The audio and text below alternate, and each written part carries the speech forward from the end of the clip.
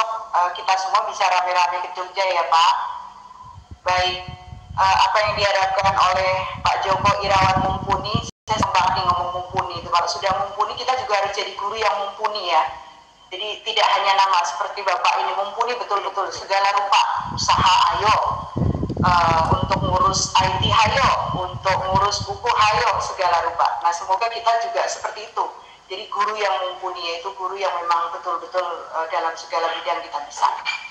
Untuk sekarang ini salah satunya adalah kita harus tidak konservatif ya. Kalau kata orang dulu itu konservatif di dalam zona yang aman. Kita harus adaptif terhadap lingkungan yang ada. Karena kita sekarang dituntut betul-betul harus menyesuaikan diri dengan lingkungan, menyesuaikan diri dengan kondisi pandemi yang seperti ini. Baik sebagai guru, saya yakin seperti saya sendiri. Hilang suara nih. Orang. Suaranya hilang Bu.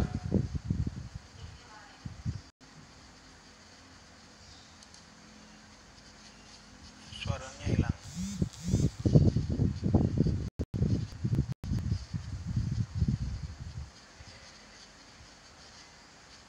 Kameranya senggol.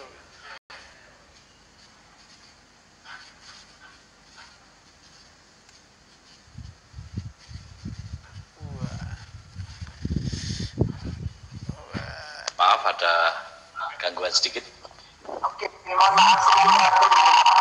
Ini juga pentingnya IT buat kita ya. Karena pentingnya entah kemana ini, karena harus dibangun dan lihat juga layar monitor ya. Teman-teman bisa dimaklumi dengan kondisi yang seperti ini. Sekali lagi kita akan dengarkan atas sambutan dari ada buka dua aplikasi di dekat situ itu. Selaku Ketua PGRI Provinsi DKI Jakarta.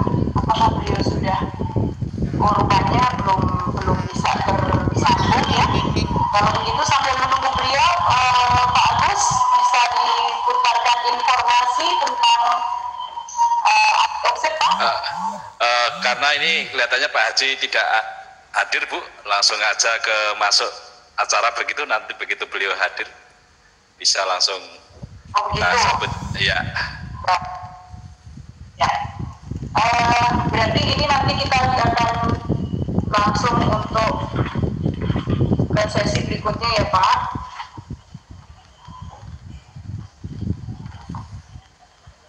Oke baik rekan-rekan semua, sekali lagi saya mohon maaf atas belum bergabungnya Bapak Haji Adi Dasmin selaku Ketua PGRI. Semoga nanti beliau akan bisa bergabung dalam keadaan sehat walafiat.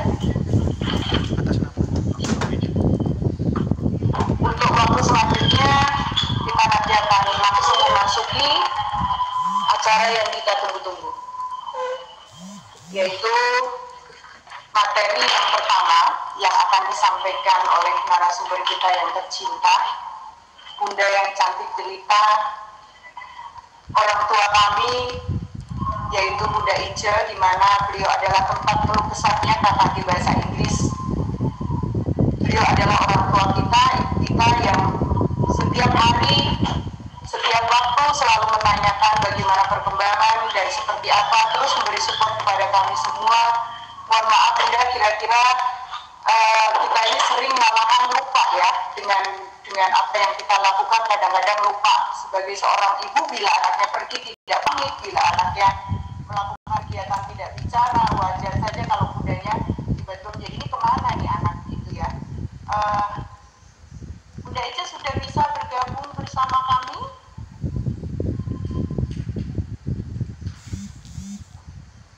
Halo Bunda. Nah, udah. Ya. Assalamualaikum Bunda. Sehat selalu ya Bun.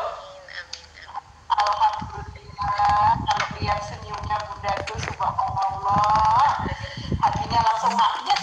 Tapi juga deg-degan. Nangis tapi juga deg-degan. Bun mohon izin. Ya. Bunda, saya bacakan dulu boleh tidak Bun? Apa langsung cap cicus nih Bun?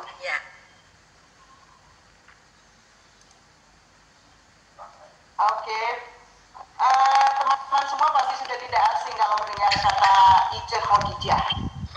IC di mana tulisannya ITJE ya. Yang orang suka keliru ICE. Kalau ICE itu penyanyi ya Bun. Nah Bunda ini juga di artnya oke, di bahasanya oke, dan stylenya oke. Dan beliau ini adalah pembina di segala hal dalam pelatihan dan sebagainya. Saya bacakan satu-satu, waktunya habis ya Bun. Jadi makanya tadi sudah disingkatkan. Ya, yang jelas apa namanya, Bunda ini di dalam karakter bahasa Inggris adalah orang tua kita. Kemudian Bunda ini adalah salah satu praktisi pendidik yang concern banget dengan yang learners ya Bun. Sehingga bagaimana sih usia-usia anak di tingkat SD itu dengan bahasa Inggris yang ada seberapa penting itu, seperti ini ya. Pelajaran bahasa Inggris di SD itu seberapa penting. Bisa langsung saja ya Bunda? Ceplok ini. Boleh. Baik, nanti teman-teman kita dengarkan dulu. Inilah paparan dari narasumber kita yang pertama, Bunda Ija Khodijah, yang nanti akan menyampaikan tentang pelajaran bahasa Inggris di SD itu seberapa penting. Setelah itu nanti akan ada sesi tanya jawab karena Bunda hari ini banyak sekali kesibukannya, begitu ya Bun? Betul. Ya. Terima kasih Ibu Tanti. Teman-teman bisa dengar suara dengan baik? Angkat lagi tangannya kalau suaranya bisa didengar dengan baik. Oke, thank you. Untuk Bunda Ica dipersilakan. Terima kasih. Assalamualaikum warahmatullahi wabarakatuh. Salam sejahtera buat kita semuanya. Selamat pagi dan selamat jumpa bersama saya. Kita saling belajar, kita saling menginspirasi, dan saya yakin yang hadir ini adalah para kepala sekolah. Betul, Bu Tanti? Apakah yang hadir kepala sekolah? Ada pengawas? Bu Tanti masih mute. Ya Bun? Apakah yang hadir ada kepala sekolah? Ya Bun, yang hadir ini ada kepala sekolah, ada pengawas, ada guru umum, guru kelas, kemudian ada juga guru bahasa Inggris. Oke. Bapak dan Ibu sekalian, ini saya betul-betul ingin Bapak Ibu semuanya menyimak, karena ini untuk kepentingan anak-anak kita pada masa yang akan datang. Bagaimana peranan bahasa Inggris ketika diajarkan di SD, dan bagaimana kita semua, bukan cuma guru bahasa Inggris, kita semua, kepala sekolah, dinas pendidikan, merespon terhadap kebutuhan ini. Nah, terserah nanti ketika sesudah saya presentasi, apakah nanti dinyatakan sangat penting, kurang penting memulai pelajaran bahasa Inggris di SD. Jadi apa yang akan saya sampaikan ini adalah untuk disimak semua pihak, bukan hanya guru bahasa Inggris. Jadi kalau memang betul-betul ingin hadir, Bapak dan Ibu, hadirlah. Walaupun ini virtual, tidak disambi, duduk, menyimak, supaya ketika kita menghabiskan waktu untuk belajar ini betul-betul mendapatkan sesuatu, ya. Bapak dan Ibu sekalian, pada saat ini kita pada masa pandemi ini kita menghadapi tantangan yang sangat besar. Dan sebenarnya saya tidak berbicara tentang tantangan pandemi dan kaitannya dengan proses pembelajaran, tetapi lebih jauh lagi, bahwa Bu Dina enak banget makannya ya Bu Dina. Nah, ini etika di dalam kita di depan layar, ya. Artinya saya melihat pandemi ini tidak hanya menantang tetapi kesadaran kita terhadap keberadaan teknologi yang bukan sekedar hanya sebagai alat komunikasi media sosial, tetapi ini adalah alat belajar, sehingga etika baik daring maupun luring sama. Ketika kita di dalam forum, ya di dalam forum etikanya. Nah, Bapak dan Ibu di sini yang saya hadapi adalah para role model contoh bagi anak-anak. Nah, ketika Bapak Ibu di depan kamera berperilaku sopan, mengucapkan kata-kata yang sesuai dengan norma, maka secara otomatis anak-anak akan menjadikan Bapak Ibu sebagai role model. Nah, ini masa pandemi ini sebetulnya memaksa kita untuk berpikir bahwa perubahan itu begitu cepat dan tidak menentu. Dan pada saat ini, terus terang saja, bagi mereka yang menguasai bahasa Inggris akan mempunyai banyak sekali referensi untuk menyesuaikan diri, bukan untuk belajar saja, untuk menyesuaikan diri. Ingat bahwa kita semua yang ada di sini berprofesi sebagai pendidik. Lihat tagline yang ada di belakang saya. To teach is to touch life forever. Mengajar adalah menyentuh kehidupan sepanjang hayat. Oleh sebab itu, pada saat pembelajaran berubah, sejauh manakah kita menyesuaikan diri secara substansi, secara tetap memberikan makna dalam proses mendidik, bukan sekedar melaksanakan tugas, memberi tugas lewat daring, memberi tugas lewat WA, tetapi berpikir bagaimana memaknai proses pendidikan. Nah, saya melihat pandemi ini adalah titik balik bagi para pendidik untuk menyadari betapa pentingnya untuk berfokus pada mendidik anak. Nah, saat ini kita akan melihat bahasa Inggris. Pada saat ini kita sudah menyaksikan bahwa berbagai sumber yang ada rata-rata berbahasa Inggris. Bagaimana kita menengok pembelajaran online yang efektif dan sebagainya, rata-rata sumbernya dalam bahasa Inggris. Nah, oleh sebab itu kita melihat makin ke sana setelah masa pandemi ini. Tidak mungkin kita akan kembali pada proses normal seperti sebelum pandemi. Kita sudah menyadari betapa banyaknya perubahan yang terjadi, dan hubungannya dengan bahasa Inggris ternyata besar sekali. Bagaimana kalau kita tidak memahami penggunaan bahasa Inggris? Izinkan saya share screen. Jadi sekali lagi, bahwa sesi saya ini adalah sesi untuk semua pihak.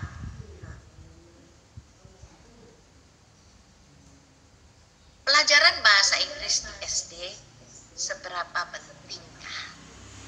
Nah, Bapak dan Ibu, walaupun tadi Bu Tanti tidak membacakan CV saya, silahkan saja googling di Facebook, di Twitter, di IG, nanti bisa ketemu ya.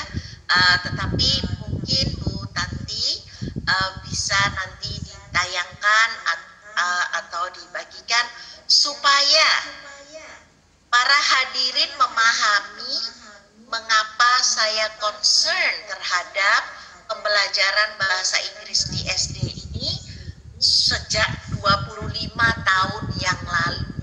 Bukan sehari dua hari, ya. Fenomena English for Young Learners atau pembelajaran bahasa Inggris di SD di Indonesia adalah fenomena yang tidak semenyenangkan gambar saya ini. Kenapa? Karena sejak tahun 2013 dinyatakan harus hilang dari kurikulum. Dan walaupun pada saat itu posisinya bukan pelajaran wajib, ya, bukan pelajaran wajib, pelajaran pilihan, mulok pilihan. Kecuali di DKI itu saya ingat pada masa Ibu Silviana Murni sebagai kepala dinas, saya menemani beliau untuk membuat peraturan daerah yang waktu itu bahwa bahasa Inggris adalah mulok wajib di DKI Jakarta. Mari kita doakan sama-sama Ibu Silviana Murni, mudah-mudahan segera kembali sehat. Nah, pada saat ini secara nasional pun belum ada peraturan. Mudah-mudahan nanti dengan adanya perubahan yang ada ini nanti akan disuarakan peraturan secara nasional. Tetapi bagaimana dengan DKI Jakarta?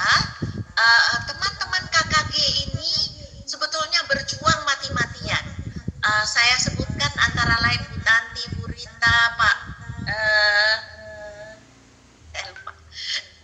bersama-sama berjuang terus sampai pada akhirnya tahun 2017 disepakati bahwa bahasa Inggris di DKI Jakarta bergandengan dengan apa Bu Tanti?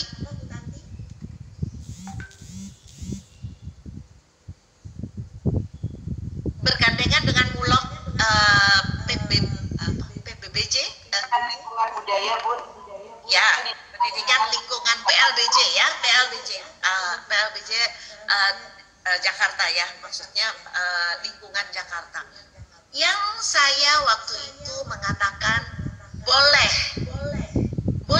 karena secara konsep apa yang kita masukkan di dalam bahasa Inggris ini adalah bagian dari kehidupan lingkungan anak.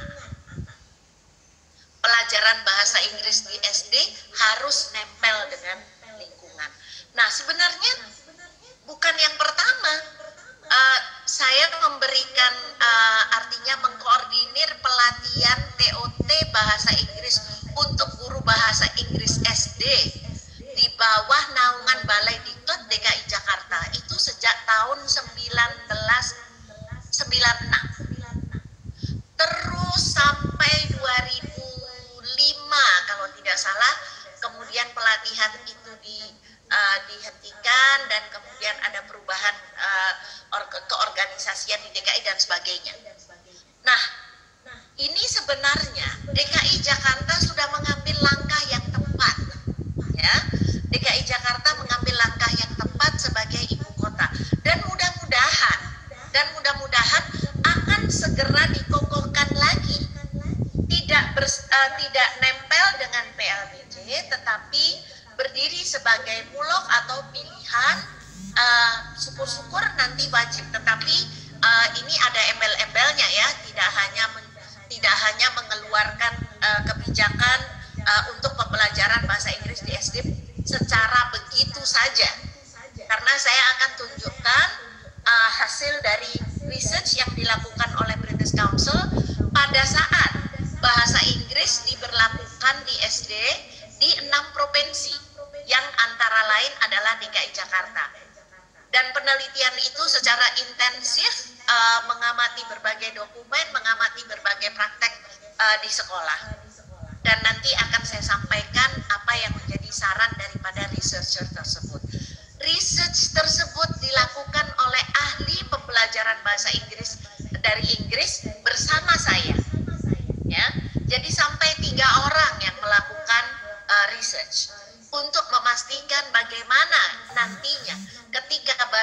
Inggris ini diadopsi sebagai pelajaran, ya. Yang sementara ini terus terang masih 20-30% dari ideal, ya. Nah, apa yang terjadi di dunia luar sana? Mari kita lihat Asia Tenggara saja, ya. Kita sudah tergabung di dalam ASEAN Economic Community, dan di dalam klausul di ASEAN itu disebutkan bahwa ASEAN Economic Community itu 2015 menuntut all members, semua anggota ASEAN, untuk membekali anak-anak muda mereka dengan bahasa Inggris untuk berpartisipasi di dalam pasar yang dinamis, karena working language of ASEAN, bahasa kerja ASEAN adalah bahasa Inggris, ya. Jadi sampai hari ini, karena kita melihat ada Singapura, Malaysia, Brunei, dan Philippines, di mana keempat negara ini mempunyai dengan latar belakang sejarah tentunya menggunakan bahasa Inggris sebagai bagian dari proses pembelajaran dan kehidupan ekonomi. Nah, oleh sebab itu bahasa resmi, bahasa kerja ASEAN adalah bahasa Inggris. Nah, dan hal itu saya mengikuti pertemuan pada tahun 2013 di Brunei tentang transformasi pendidikan bahasa Inggris di ASEAN, dan di sini ASEAN member itu ada 600 juta, 247 juta atau 250 juta ada di Indonesia. Tetapi di semua negara ini bahasa Inggris secara resmi diajarkan dari tingkat SD, ya, di 9 negara ASEAN, di 9 negara ASEAN bahasa Inggris merupakan pelajaran, salah satu pelajaran dari di SD. Yang saya tahu kalau Vietnam, karena pada tahun 2002, 2003, 2004, 2005 saya banyak berkecimpung di Vietnam untuk menyiapkan pembelajaran bahasa Inggris di SD. Nah, di sana itu ada perkecualian untuk daerah-daerah tertentu yang masih mempunyai sisa-sisa perang dan belum mampu sekolahnya untuk membelajarkan bahasa Inggris, maka diberikannya perlahan lebih telat, ya, dari kelas 4, kelas 5. Tapi di negara-negara lainnya, mari kita simak di negara-negara lain. Ini ASEAN, Vietnam. Jadi Vietnam itu mempunyai proyek namanya 2020, yang mana di sana mengeksplorasi pendekatan untuk menggunakan bahasa Inggris, dalam proses belajar mengajar in the early years, ya. Jadi dimulai dari SD secara lebih efisien dan produktif. Ini kebijakan-kebijakan mereka yang diharapkan tahun 2020 ini sebagian besar siswa lulusan SMA dan universitas dapat menggunakan bahasa asing secara confident dalam kehidupan sehari-hari. Tampaknya memang belum berhasil 100%, tapi begitu besar upaya Vietnam untuk membelajarkan bahasa Inggris. Myanmar. Jadi kalau di Vietnam ini pembelajaran bahasa Inggris wajib dari kelas 3, tetapi banyak sekolah yang memulai dari kelas 1. Myanmar dimulai sejak di kindergarten, ya. Jadi ini saya hanya memberikan gambaran bahwa di negara-negara ASEAN dianggap penting untuk memulai bahasa Inggris sejak awal. Di Thailand juga demikian, ya. Di Kamboja juga demikian, ya. Dan ini kalau di Kamboja ini karena sosialis juga, maka semua diatur dari pemerintah pusat. Laos juga demikian, ya.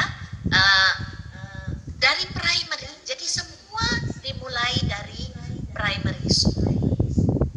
Nah, kita di Indonesia saat ini secara nasional belum ada kebijakan baru setelah dicabutnya bahasa Inggris sebagai muatan lokal, ya, pada tahun 2013. Nah, apa dampak daripada ini semua? Dampak dari ini semua adalah hasil dari pembelajaran di SMP dan SMA belum dapat secara maksimal. Nah, kenapa menurut saya penting untuk dimulai di SD? Dimulai di SD ini adalah untuk membangun kesenangan, bukan pelajaran, tapi membangun kesenangan. Nah, mari kita lihat dulu apa yang isu dan concern of English subject di sekolah negeri terutama. Pengurangan bahasa Inggris. Nah, pengurangan bahasa Inggris di SMA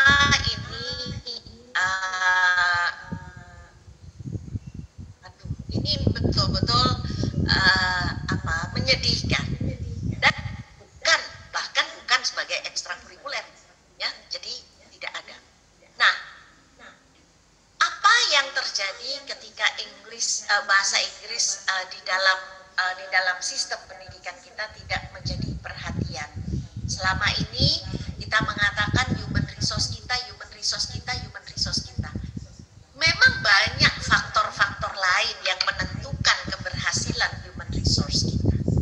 Tetapi jangan lupa bahwa bahasa Inggris sebagai bahasa yang masih diakui sebagai bahasa internasional juga mempunyai peran penting di dalam menentukan kualitas human resource kita. Berbagai penelitian memberikan input kepada Indonesia, dunia kerja ini ya, di level ASEAN maupun di regional maupun internasional, bahwa tenaga kerja kita masih struggle dalam menggunakan bahasa Inggris. Pembelajaran bahasa itu sangat emosional, bergantung pada bagaimana awal dikenalkannya, ya. Nah, oleh sebab itu ketika mengenalkan di SD, ya memang harus hati-hati. Nanti akan saya bahas selanjutnya. Nah, antara lain implikasinya adalah pada SDM kita. Yang ini saya ambil dari Kementerian Perdagangan, data tahun 2014 yang kayaknya juga tidak jauh berbeda, bahwa pada saat ini 70,40% tenaga kerja Indonesia adalah tenaga kerja dasar. Yang artinya di sini level pekerja kita, level pekerja di tingkat yang sangat dasar. Artinya ya perlu kita pikirkan, karena kita adalah yang berperan penting. Sudah saya tulis di belakang itu, to teach is to touch life. Bahwa mengajar itu adalah menyentuh kehidupan, termasuk kualitas sumber daya manusia. Ini salah satu implikasi saja, ya. Nah, Bapak dan Ibu, reality force us, kenyataan tadi memaksa kita untuk membelajarkan atau mengajarkan bahasa Inggris secara lebih fungsional, secara lebih nyata. Nah, ini nanti apa yang dibutuhkan agar supaya pembelajaran bahasa Inggris ini betul-betul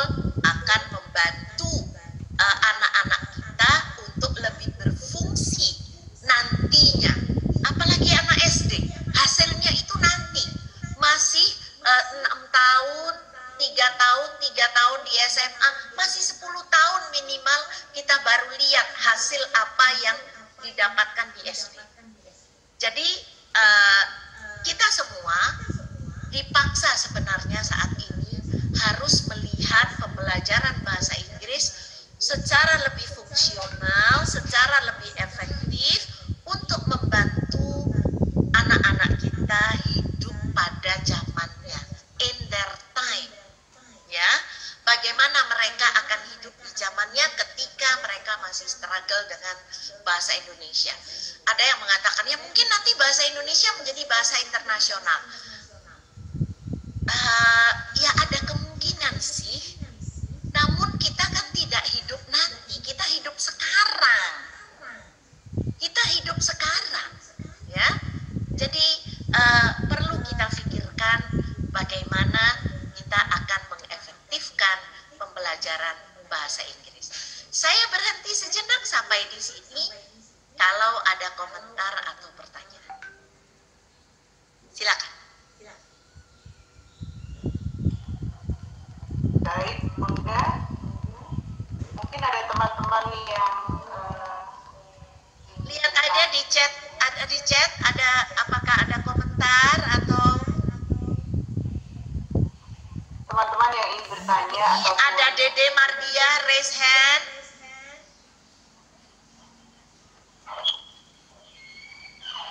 Ahmad Fadli, silakan Ibu Dede Mardia, silakan di unmute. Dede Mardia? Iya, baik Ibu. Terima kasih Ibu. Mohon maaf, kedengaran ya Bu ya? Sangat kedengaran. Oke, baik Bu. Terima kasih Ibu. Sangat membuka sekali wawasan saya sebagai guru SD. Yang akan saya tanyakan, dan saya juga mohon maaf Ibu baru masuk, tapi saya langsung bertanya ya Bu. Mudah-mudahan bisa memberikan pencerahan. Untuk masalah bahasa Inggris tadi yang saya tahu, kira-kira usia berapa yang harus dikenalkan itu untuk pembelajaran bahasa Inggris pun setelah mereka mengetahui bahasa ibunya dulu yaitu bahasa Indonesia Ya, gitu. ya. Jadi sebenarnya ini tergantung ya, tergantung lingkungannya. Jika anak-anak itu secara umum saja sebaiknya dikenalkan di kelas 4. Sebaiknya di kelas 4, di kelas 3 ya. Namun saat ini kalau kita akan mengenalkan di kelas 1 pun juga boleh. Namun, lagi-lagi namun, bergantung pada kapasitas guru dan materi yang digunakan. Ya. Karena Bude di SD itu adalah dalam proses familiarization. Mengenalkan, anak tahu bahwa ada bahasa asing yang bisa saya gunakan. Jadi kalau misalnya mulai di kelas 1, udah seminggu sekali itu nyanyi-nyanyi aja, nyanyi tetapi kontekstual, ya. Jadi ada konteksnya, ada gambarnya. Makanya nanti di dalam usulan-usulan saya akan saya sampaikan. Begitu Bu Dede ya. Kemudian ada. Ya, terima kasih Bunda. Ya, sama-sama. Pak Ahmad Fadli, silakan. Ahmad Fadli. Tadi sudah angkat tangan ya, silakan di unmute. Ya, good morning, Miss Ice. How are you today, Good Miss Ice? morning. I'm fine, thank you very much, Pak Fadli. And hope you are fine. Yeah, Miss. Yeah, thank you so much. Considering that the explanation from you about the reduction of English in elementary school, is it the problem? Do you think the problem is coming from the government, which is I heard the law that pekerja asing yang bekerja di Indonesia itu harus bisa berbahasa Indonesia. Adakah kecenderungan ke situ sehingga pengurangan jam nggak hanya di SD, SMK, SMA juga terjadi? tapi di UN ditekankan harus kencang. What do you think? Is that problem? Ya, saya jelaskan dalam bahasa Indonesia ya. Jadi pertanyaannya apakah persoalannya pada pemerintah? Menurut saya begini, kalau pekerja asing datang ke Indonesia harus dapat berbahasa Indonesia, itu sepatutnya, karena kita menghargai negara kita, ya. Kita menghargai kedaulatan bahasa nasional kita sebagai bahasa Indonesia. Tetapi proses bekerjanya tidak mungkin tanpa menggunakan bahasa Inggris, karena dunia kerja sekarang multinasional. Di dalam satu perusahaan ada orang Filipina, ada orang Italia, ada orang Brasil, ada orang Amerika. Apa coba apa lingua frankanya? Pasti bahasa Inggris. Nah, jadi walaupun dikatakan bahwa anak-anak kita kan nggak akan bekerja ke luar negeri semua, loh iya. Tetapi sekarang ini rata-rata dengan perkembangan globalisasi ini, rata-rata industri menghendaki multilingual. Itu kalau tidak salah ada research awal tahun 2000-an yang mengatakan bahwa 98 industri multinasional rata-rata menghendaki karyawan yang mampu berbahasa Inggris, bukan? Mana ada perusahaan menawarkan pekerjaan tidak menawarkan bahasa Inggris, tidak meminta kecakapan bahasa Inggris. Nah, oleh sebab itu, terlepas dari aturan dan peraturan itu, mari kita sama-sama pendidik memikirkan nasib anak-anak kita. Oke? Jadi saya mengajak semuanya yang bergerak di dunia pendidikan ini, baik dari dinas, baik dari pemerintah daerah, para pengawas, para kepala sekolah, para guru, untuk memikirkan bagaimana mengupayakan perkembangan anak-anak kita agar nanti mampu berpartisipasi dalam kehidupan di zamannya. Berpartisipasi, bukan berkompetisi. Kalau sudah berkompetisi nanti ada yang salah, ya, ada yang kalah. Tetapi mari kita mengupayakan anak-anak untuk mampu berpartisipasi dalam kehidupan. Ya, barangkali itu jawaban saya. Saya lanjut. Terima kasih. Nanti yang raise hand belakangan kita tanggapi lagi. Ya, saya berhenti di tengah untuk mengamati para hadirin, untuk mengamati yang di layar, apakah betul-betul menyimak atau menyimak sambil tidur atau menyimak sambil makan, atau ini penting Bapak dan Ibu. Jadi kita harus menyadari bahwa penggunaan sistem online ini ya sama dengan di kelas. Kita juga keliling, ini kan saya berhenti ini untuk keliling di ruangan ini, keliling ruang seminar ini, ya. Nah, jadi sekarang saya izin share lagi. Nah, Bapak dan Ibu,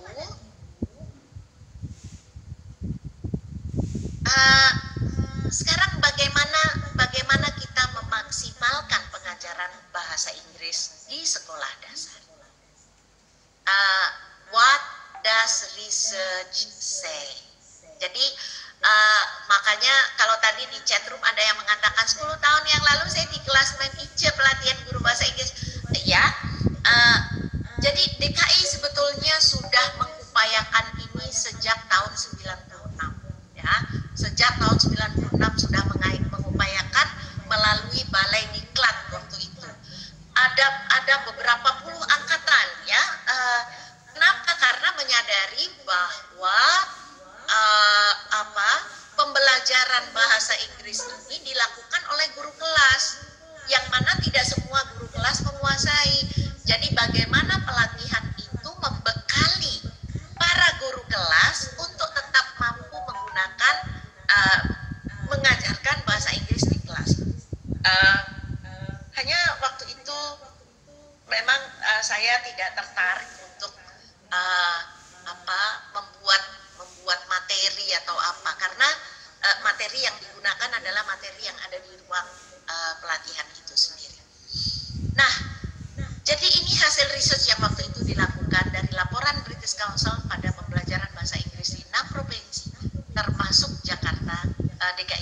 SMA tahun 2010 merekomendasikan. Yang pertama, hasil penelitian menunjukkan belum banyak guru yang terampil menggunakan bahasa Inggris. Kenapa? Karena anak usia SD, anak pembelajar bahasa di awal itu rata-rata adalah mengikuti, ya, menirukan. Nah, di sini dibutuhkan kecakapan berbahasa Inggris gurunya. Itu yang pertama. Yang kedua, kecakapan gurunya dalam berkomunikasi dengan anak. Nah, ini saya lihat kalau tidak terlatih berkomunikasi dengan anak dalam bahasa Indonesia, berkomunikasi di kelas loh. Berkomunikasi di kelas itu kita berkomunikasi dengan 30 anak sekaligus. Ya, dan ketika dengan menggunakan bahasa Inggris, maka di sini ada dua keterampilan yang patut dikuasai oleh guru yang mengajar. Oleh sebab itu, Bapak dan Ibu, tidak ada yang namanya berhenti belajar. Kenapa? Khusus di komunikasi saja, mari kita pikirkan seberapa efektif komunikasi kita di dalam kelas bersama anak-anak. Masih sering saya saksikan ketika memberi instruksi, belum semua anak memahami sudah disuruh mengerjakan. Ketika nggak bisa mengerjakan, yang disalahkan anaknya. Tapi ini bukan di DKI, kayaknya di tempat lainnya. Nah, artinya begini Bapak dan Ibu, keterampilan berkomunikasi itu terlepas dari bahasa apapun. Nah, yang kedua, ketika mengajar bahasa Inggris, terampil berkomunikasi dalam bahasa Inggris. Nah, ini rekomendasi ini dihasilkan dari observasi yang dilakukan oleh peneliti. Ya, waktu itu penelitinya ada Jenny Moon, ahli pembelajaran bahasa Inggris di SD. Dia merupakan konsultan untuk beberapa negara di Asia Tenggara. Kemudian David Hayes. Kemudian ada Coraline Bradshaw. Ada 3 orang peneliti di samping saya yang mendapat. Jadi diperlukan guru yang terampil. Frekuensi, ya, frekuensi ini sebenarnya di dalam keilmuan. Jadi kalau yang tadi saya sebutkan di dalam CV saya, Bapak dan Ibu, saya belajar tentang pembelajaran bahasa Inggris di sekolah, jadi dari usia 3 sampai 16 tahun. Itu pada tahun 93-94 ketika saya ambil master di Inggris. Dan dari hasil kajian-kajian dinyatakan bahwa frekuensi itu sebaiknya sedikit-sedikit tapi sering, bukan banyak sekaligus. Jadi kalau misalnya diajarkan 70 menit, sebaiknya lebih baik dibagi 3 kali atau minimal 2 kali daripada 70 menit sekaligus. Kenapa? Karena antara misalnya pelajaran itu hari Selasa diberikan 2 jam sekaligus, nanti ketemu lagi hari Selasa, 50% dari yang dipelajari hari Selasa sebelumnya itu harus diulang di Selasa berikutnya. Nah, itulah sebabnya sebaiknya frekuensi lebih sering itu lebih baik. Sedikit-sedikit tetapi lebih sering. Nah, kemudian yang ketiga, jadi sudah tidak musim lagi lab bahasa itu sudah tidak penting. Lab bahasanya bisa berupa ruang bahasa Inggris, yang mana di situ banyak tempelan gambar. Kalau sekolahnya yang sarana prasarananya lebih lengkap, ya di situ ada layar di mana gurunya bisa bisa pakai laptop untuk menunjukkan lagu sambil gerak dan seterusnya. Jadi disarankan di sekolah yang ada pelajaran bahasa Inggris diupayakan ada ruang khusus bahasa Inggris. Kenapa? Karena di situ nanti ada benda-benda. Kenapa? Karena karakteristik khusus anak-anak ketika belajar itu konkret, ya, konkret. Jadi ada benda-benda dan kemudian digunakan benda-benda itu sebagai sarana untuk berkomunikasi. Kemudian silabus yang ramah. Silabus yang ramah ini artinya tidak full dengan isi, ya, harus mempelajari present tense, harus mempelajari pelajaran bahasa Inggris di SD. Diupayakan seharusnya tidak banyak mengenalkan kaidah-kaidah. Nah, ini kan banyak guru yang ambil gampangnya, mengenalkan kaidah-kaidah itu gampang. Ini ya, ini simple present, kata kerja orang pertama tunggal harus pakai S. Nah, itu tidak make sense buat anak, ya. Jadi silabusnya harus ramah. Apalagi bahan ajar yang tepat, bukan buku yang tebal, tetapi lembar kerja yang ramah, di mana anak mengikuti, bergerak. Ya, gurunya memang harus lincah, guru SD semua harus lincah, guru SD semua harus mempunyai intonasi yang tepat ketika berbincang atau ketika berkomunikasi dengan anak. Oleh sebab itu, di sini bahan ajar itu adalah sarana untuk memampukan anak-anak berbahasa Inggris, bukan bahan yang harus dikuasai. Ya. Nah, pola assessment yang tepat, bukan ulangan. Ini yang saya masih sangat concern. Ulangannya itu bahasa lisan ditulis, anak-anak disuruh jawab. Saya mudah-mudahan sudah tidak akan menyaksikan lagi di 2020 atau 2021 nanti. Pertanyaannya, how are you? Jawabannya A, fine. B, very good. C, I'm fine, thank you. Yang diharapkan jawabannya C. Padahal ketiga jawaban itu betul. Bahkan kalau dijawab oke juga betul. Nah, ini adalah bahasa lisan yang tidak bisa di-assessment-kan secara tertulis. Oleh sebab itu, assessment dalam bahasa Inggris adalah ongoing assessment. Basisnya bukan materi ajar, tetapi tujuan. Tujuannya anak mampu menyapa dengan tepat. Nah, itu bukan hanya anak kalau sudah bilang bisa menyebutkan how are you, I'm fine, thank you, sudah cukup. Tetapi apakah intonasinya tepat? Apakah dia menyapa dengan ramah? Jadi bahan ajar bahasa Inggris itu bukan banyak, tetapi prosesnya yang panjang. Karena apa? Assessmentnya juga dilakukan pada saat proses pembelajaran. Pelatihan yang tepat. Pelatihan yang tepat artinya bukan semata-mata pelatihan bagaimana menggunakan bahasa Inggris, tetapi disesuaikan dengan karakteristik guru kita yang sekarang ada seperti apa, kemudian pelatihannya mesti seperti apa. Tidak pelatihan itu ditentukan oleh pengambil kebijakan. Oh, kayaknya dikasih pelatihan ini.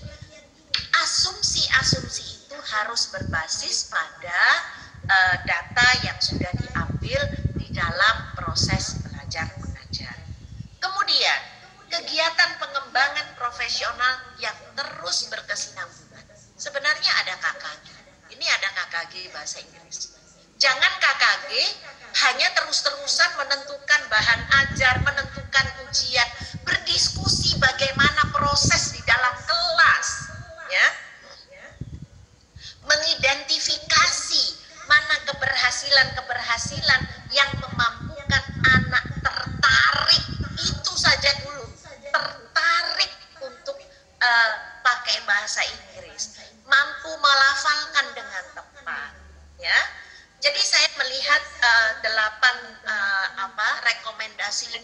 sebagai pijakan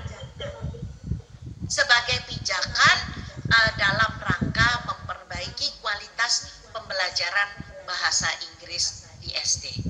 Saya mungkin akan lanjutkan dulu sedikit karena waktunya mepet ya. Nah, kemudian kenyataannya bagaimana anak-anak belajar bahasa. Ini apa yang dilakukan oleh anak-anak ketika pertama kali belajar bahasa. Respon dari orang dewasa seperti apakah yang diharapkan oleh anak? Contohnya, ketika anak kita baru 2-3 tahun belajar berbicara, belajar tentang apa yang ada di sekitarnya, ketika dia keceplosan menggunakan bahasa yang kurang tepat, pasti kita akan menunjukkan respon wajah yang tidak suka. Nah, respon-respon itulah yang diharapkan dari anak-anak ketika pertama kali belajar bahasa. Nah, anak akan merespon kalau ada stimulus. Stimulus orang dewasa bukan ngajarin di papan tulis apa ini dan itu, tetapi menggunakan bahasa itu sesuai dengan usia anak. Jadi children make sense lantas responding. Jadi ketika misalnya kita menunjukkan buah, misalnya ya, buah pisang atau buah mangga. Look, this is mango. Look, this is mango. Ini dengan ekspresinya, dengan menunjukkan mangganya, itu yang kemudian anak tune in. Tapi kalau kemudian menunjukkan, anak-anak coba ikuti saya, this is mango, this is mango. Yang ada proses di otaknya bukan making sense, tetapi menirukan. Berbeda dengan ketika kita melihat mereka, look everybody, please look at me, please look at me. This is mango. Mango. Mango is sweet. Mango is sweet. Kita lihat respon wajahnya. Nah, di situ ada proses. Nah, mereka making sense. Di situ terjadi proses di otaknya. Baru kemudian mereka merespon.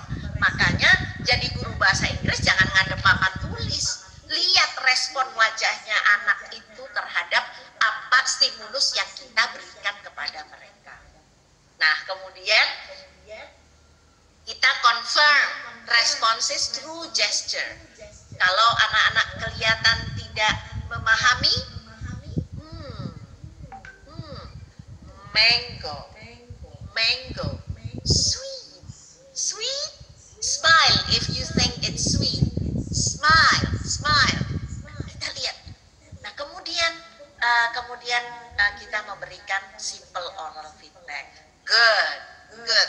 Jadi bukan hanya this is mango, anak-anak semua menirukan good. Bukan itu. Kalau itu ngajarin robot. Ya.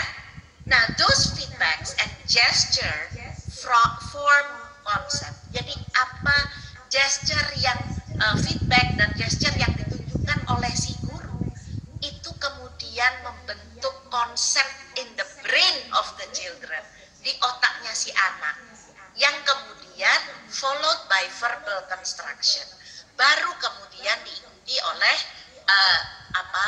verbal construction, ya, ucapan-ucapan yang disampaikan kepada gurunya.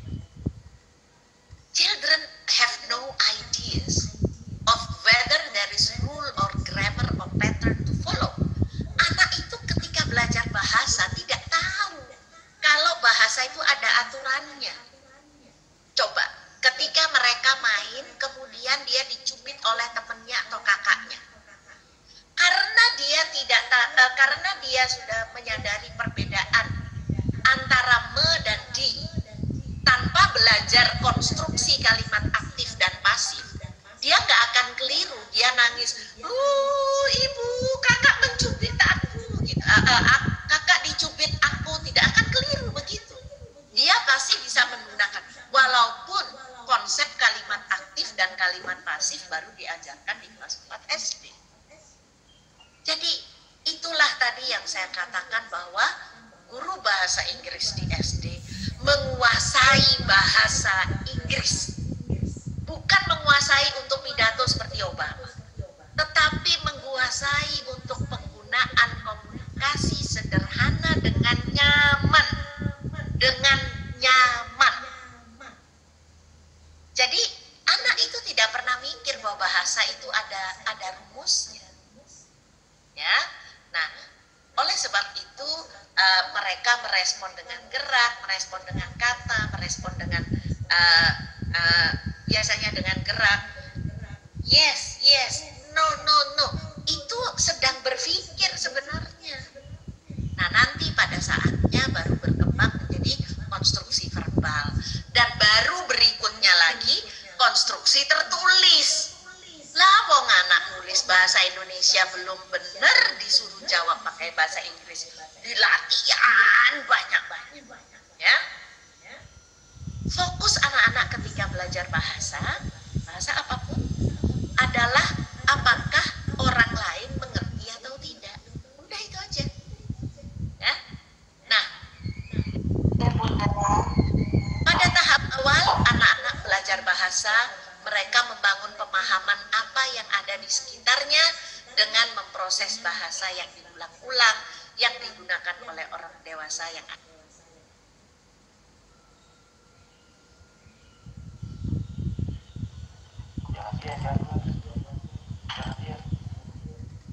Pada tahap awal belajar bahasa berikutnya, anak-anak menggunakan apa yang dilihat dan didengar di sekitar mereka, sehingga mereka dapat menalar bahasa yang baru dikenalkan itu. Ya, jangan sedikit-sedikit diterjemahkan. Jadi seberapa penting pengajaran bahasa Inggris di SD? Pentingkah? Sangat pentingkah? Atau kurang pentingkah?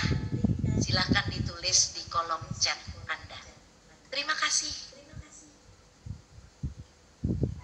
Terima kasih Bunda, cukup luar biasa teman-teman Mas Hiru. Tapi mohon maaf karena memang waktunya nih dibagi-bagi sekali ya Bun. Bunda, untuk hari ini